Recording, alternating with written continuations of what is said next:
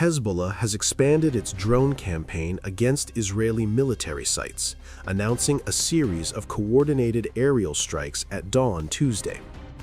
In official statements released early in the morning, the group confirmed it carried out 2 separate drone operations targeting key Israeli military installations. The attacks, Hezbollah says, were in direct response to what it described as ongoing Israeli aggression against Lebanon. According to the statement, at approximately 6:30 a.m., a swarm of attack drones was launched toward the Meron base in northern Israel. The facility is known to serve as a critical hub for surveillance operations and the management of Israeli air activity. Hezbollah claims the drone strike successfully damaged one of the base's radar systems along with a command building inside the installation. The group did not provide further details on the extent of the damage, and there has been no immediate independent confirmation. Shortly after that announcement, Hezbollah issued a second statement confirming another drone operation, this time targeting the Nafah base in the Golan Heights. The Nafah base serves as the headquarters of the Israeli military's 210th Brigade, which is deployed along the northern front. Hezbollah said the base was struck as part of its expanding response campaign. These 2 operations follow an earlier strike carried out earlier today. In that operation, Hezbollah said it deployed a swarm of drones targeting radar sites and control rooms at the Ramat David Air Base in northern Israel. The group stated that radar facilities and command infrastructure were the focus of that earlier attack, emphasizing that the operation was aimed at military capabilities. In its statements, Hezbollah said all 3 drone operations were conducted in response to what it described as criminal Israeli aggression that targeted dozens of Lebanese cities and towns. The group specifically referenced strikes on Beirut's southern suburb among the incidents prompting retaliation. Hezbollah also pointed to what it described as continued Israeli escalation over the past 15 months, including assassinations, bombardment, and what it called systematic destruction. The group said such actions, in its words, cannot go unanswered. At the same time, Hezbollah stressed that its strikes were directed exclusively at military targets. The group drew a distinction between its operations and Israeli attacks, accusing Israel of striking civilian areas. Hezbollah's drone campaign is escalating, with multiple bases hit in rapid succession at dawn, signaling a sharp widening of hostilities. Tensions remain at a boiling point as cross-border attacks continue, with both sides trading fierce accusations over strikes on military and civilian targets, raising fears of further escalation.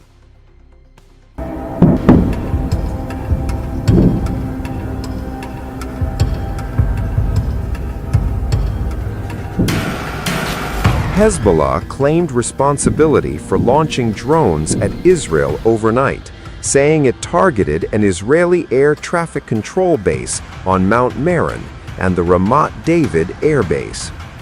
The group also said it fired rockets at an Israel Defense Forces position in the Golan Heights at around 6:30 a.m., describing the attacks as part of its ongoing confrontation with Israel.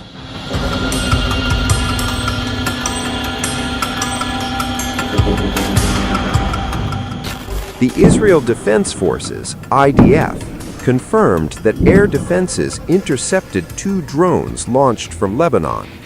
According to the military, there were no reports of impacts inside Israeli territory, and no injuries were recorded.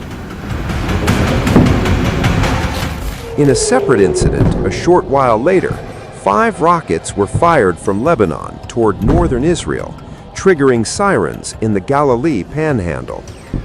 The IDF said it intercepted some rockets while allowing others to land in open areas, according to protocol, indicating they did not threaten populated locations or critical infrastructure.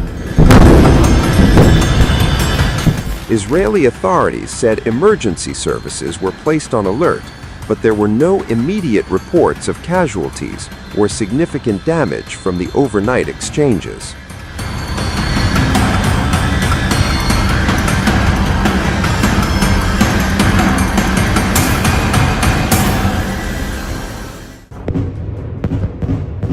Beirut woke to fire.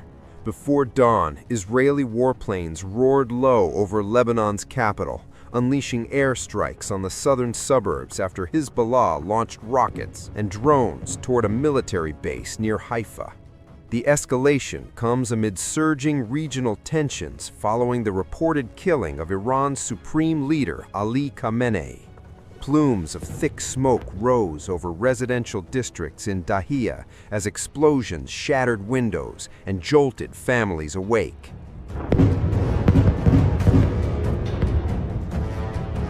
According to the Israel Defense Forces, the strikes began after Hezbollah fired a barrage targeting the Mishmar HaCarmel missile defense site south of Haifa. The IDF said it intercepted at least one projectile, while others landed in open areas. No Israeli casualties were reported. Hezbollah opened fire last night. He knew exactly what he was doing. We had warned him. He will pay a very heavy price for this. We are fully prepared, indeed very well prepared. We have mobilized nearly 100,000 reserve soldiers. Dozens of battalions, brigades and divisions are positioned to defend our northern border and are ready for all possible scenarios, both in defense and in offense. All of our options are currently on the table. We are continuously conducting situational assessments, and all options, every single option, is on the table. The Israeli Air Force launched multiple waves of strikes across Lebanon, hitting Beirut's Dahiya suburb, the Bekaa Valley, and southern regions near Tyre. Israel's chief of staff, Eyal Zamir, told troops to prepare for many days of intense fighting, declaring the start of what he described as an offensive campaign against Hezbollah. We have launched an offensive campaign against Hezbollah. We are not just on the defensive, Firona. We are now going on the offensive. We need to prepare for several days of very intense fighting. Strong defensive readiness is required, and continuous offensive action now, in waves, all the time, and of course constantly seizing opportunities. Urgent evacuation warnings were issued for approximately 55 villages and towns in southern Lebanon and the Bekaa Valley, signaling expectations of prolonged confrontation. The first time, three explosions went off. A little while later, we went up to the roof and found that 3 explosions had been right behind us, amidst the smoke. But after about 10 minutes, another explosion occurred directly behind us, and we all rushed downstairs to escape. Then, after another 10 minutes or so, the final strike came down. There were 3 consecutive airstrikes, one right after the other. And thankfully, by God's grace, we found them all safe and sound, and we were able to bring them back with us. Hezbollah, for its part, said the assault on northern Israel was retaliation for Khamenei's killing and was carried out in defense of Lebanon and its people. The consequences on the ground are mounting. Lebanon's health ministry says at least 31 people were killed in Israeli strikes. Scores of residents fled Beirut's southern suburbs as smoke billowed from damaged buildings and the sound of warplanes echoed overhead. Associated Press journalists reported buildings shaking violently as explosions ripped through the early morning calm. Lebanese government officials had previously urged Hezbollah not to enter the conflict in support of Iran, fearing a devastating new war. Now that fear may be materializing.